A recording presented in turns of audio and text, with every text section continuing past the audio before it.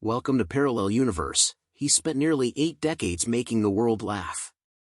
Blazing Saddles, Young Frankenstein, Spaceballs, The Producers, a body of work so consistently brilliant and so fearlessly funny that it stands almost entirely alone in the history of American comedy. But when Mel Brooks sat down for what many are now calling his most revealing and emotionally unguarded interview, nobody in the room was laughing. And what he said in that conversation has stayed with everyone who witnessed it ever since. Mel Brooks was born Melvin Kaminsky on June 28, 1926, in Brooklyn, New York.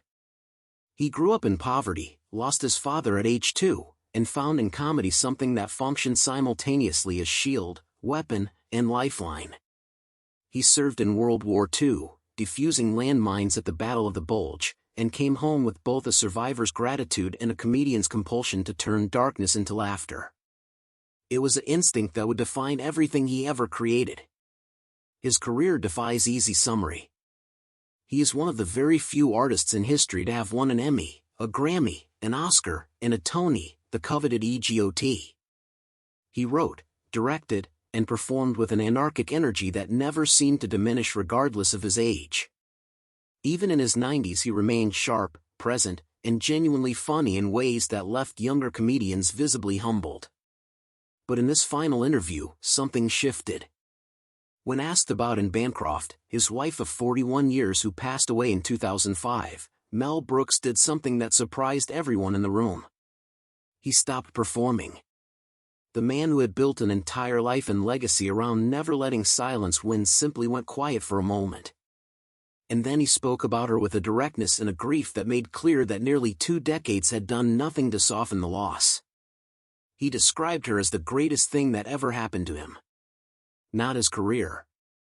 Not the awards. Not the laughter of millions. Her.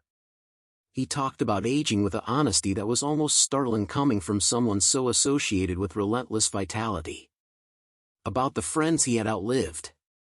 About Carl Reiner, his closest companion for over 70 years, who passed away in 2020 and left a silence in his daily life that he admitted he still did not quite know how to fill. About what it feels like to be one of the last people standing from an era that produced some of the greatest comedy the world has ever seen. And then he said something that nobody in that room expected. He said that the thing he was most proud of was not making people laugh. It was making people feel less alone. Mel Brooks is now 98 years old. His net worth is estimated at around $100 million. His legacy is completely untouchable. But it is that quiet, unguarded moment, the grief, the honesty, the love for a woman gone 20 years, that left everyone in tears. Because it turned out that the funniest man alive had always carried the most human heart in the room.